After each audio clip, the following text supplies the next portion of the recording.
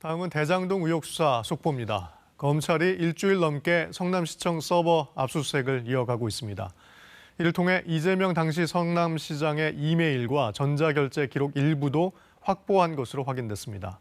이와 함께 검찰은 곽상도 의원의 아들이 화천대유로부터 받은 50억 원을 동결했습니다. 이유민 기자의 보도입니다. 서울중앙지검 대장동 의혹 전담수사팀은 오늘도 수사관 4명을 보내 성남시청 서버를 압수수색했습니다.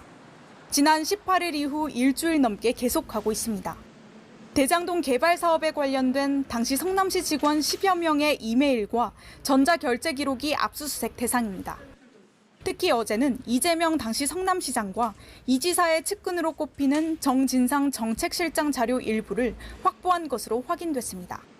검찰은 압수 자료들을 토대로 대장동 사업 과정에서 보고와 결제가 어디까지 이루어졌는지, 공식 문서에 나오지 않는 논의는 없었는지 살펴보고 있습니다.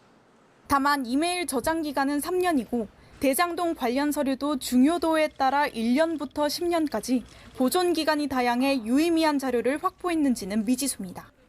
지난 21일 성남시장실 압수수색 때에도 검찰은 시장실 컴퓨터 8대에 이재명, 대장동 등의 핵심 단어를 입력해 검색했지만 별다른 성과를 거두지 못한 것으로 알려졌습니다.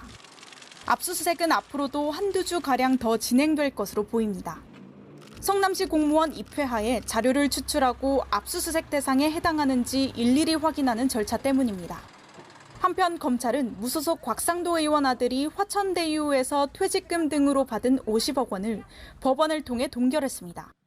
법원은 50억 원이 곽 의원에 대한 뇌물일 가능성을 배제할 수 없다고 판단한 것으로 알려졌습니다.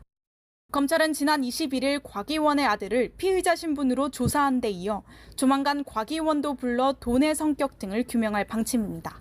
KBS 뉴스 이유민입니다.